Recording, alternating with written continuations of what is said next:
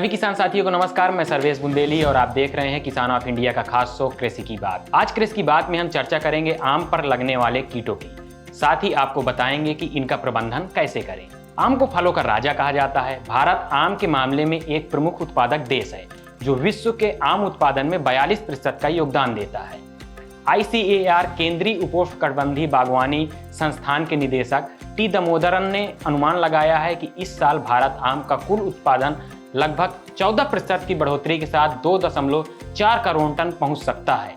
यहाँ एक दिलचस्प बात हम आपको बताते हैं। भारत में फलों के अंतर्गत कुल क्षेत्रफल 55.7 लाख हेक्टेयर है, जिसमें 12.28 लाख हेक्टेयर भूमि में आम की बागवानी की जाती है। आम के पौधों में पौधशाला से लेकर फल लगने तक लगभग 1 दर्जन कीटों की प्रजातियां हानि पहुंचाती हैं। इनमें से प्रमुख कीट जैसे भुनगा, गुजिया, डासी मक्खी आम के फलों को ज्यादा नुकसान पहुंचाती हैं। आम की फसल में सबसे ज्यादा हानि पहुंचाने वाला कीट आम का भुनगा है, जिसका वैज्ञानिक नाम अमरिटोडस एटकिनोसोनी है। इस कीट के बच्चे और वयस्क दोनों ही मुलायम पत्तियों और फूल का रस चूस लेते हैं, जिससे फूल पर असर पड़ता है और फूल सूखकर गिर जाते हैं। इसका प्रकोप फरवरी-अप्रैल से लेकर जून-जुलाई तक होता है। इसके प्रबंधन के लिए क्या करें, चलिए आपको बताते हैं। जैसे ही भुनगे का प्रकोप शुरू होता है तो पहला छिड़काव इमिडाक्लोरोपिड की 0.3 मिलीलीटर मात्रा प्रति लीटर पानी में मिलाकर इस्तेमाल करनी चाहिए। दूसरा छिड़काव पुष्पगुच्छ खिलने से पहले या फिर फल लगने के बाद प्रोफेनोफॉक्स की 1 मिलीलीटर दवा प्रति 10 लीटर पानी में मिलाकर छिड़काव करना चाहिए। हाँ, इस बात का ध्यान रखें कि पूरे फूल खिले होने की अवस्था में छिड़काव न करें, वरना परागण करने वाले कीट भी नष्ट हो जाएंगे। आम की फसल में लगने वाला दूसरा सबसे हानिकारक कीट डासी मक्खी होती है, जिसका वैज्ञानिक नाम बैक्ट्रोसेरा डॉर्सैलिस होता है। अपने देश में ये कीट दक्षिण भारत में तो पूरे साल एक्टिव रहता है, लेकिन उत्तर भारत की बात करें तो नवंबर से मार्च तक इसका प्यूपा सुसुप्त अवस्था में रहता है, मतलब कि अक्रियाशील अवस्था में रहता है। बसंत ऋतु के आखिर में या कहें अप्रैल महीने में जब फल परिपक्व अवस्था की ओर होते हैं, तब इस मक्खी का प्रकोप अधिक दिखाई पड़ता है। इस कीट से बचाव के लिए नवंबर-दिसंबर के महीने में आम के बागानों में गुड़ाई या जुताई कर देनी चाहिए, ताकि प्यूपा को नष्ट किया जा सके। फसल में ये कीट दिखाई देने पर मई के पहले हफ्ते में कार्बोरिल 0.2% और प्रोटीन हाइड्रोलाइजेट या गुड़ का सिरा मिलाकर छिड़काव करना चाहिए।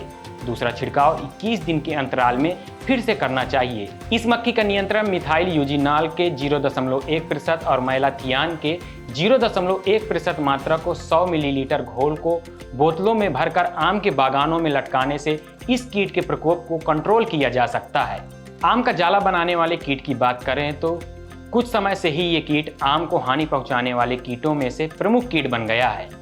इस कीट का प्रकोप अप्रैल महीने में शुरू होता है और दिसंबर तक चलता है। ये कीट झुंड में पत्तियों पर जाल बनाते हैं और घोंसलों में अंडे देकर निकल जाते हैं, जिसके लार्वा पत्तियों की सतह को खुरच कर खा जाते हैं और फिर इसके बच्चे मुलायम शाखाओं और पत्तियों को लार में चिपकाकर घोंसलों की तरह बना लेते हैं। इसके प्रबंधन के लिए प्रभावित शाखाओं से कीट की ओर से निर्मित जालों को नीचे गिराकर इकट्ठा कर जला देना चाहिए। अगर कीट का प्रकोप ज्यादा हो तो क्विनोलफास 0.05% या लैम्डा साइलोथ्रीन 1 मिलीलीटर प्रति लीटर पानी के साथ घोल बनाकर 15 दिनों के अंतराल में 2 बार छिड़काव करना चाहिए। तो ये थी आम की फसल पर लगने वाले कीटों का प्रबंधन से जुड़ी जानकारी।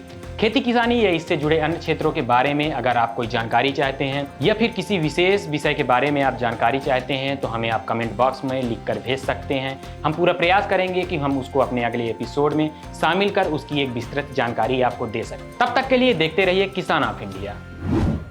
किसान ऑफ इंडिया के YouTube चैनल को सब्सक्राइब करने के लिए नीचे दिया हुआ सब्सक्राइब बटन दबाएं और किसान ऑफ इंडिया से जुड़े सभी अपडेट्स को पाने के लिए बेल आइकन दबाना ना भूलें। जो है आपके आसपास, आपके शहर का खास, वो दिखाएगा आपको DNN 24, आपका अपना डिजिटल न्यूज नेटवर्क। तो फिर कीजिए लाइक, सब्सक्राइब और फॉलो।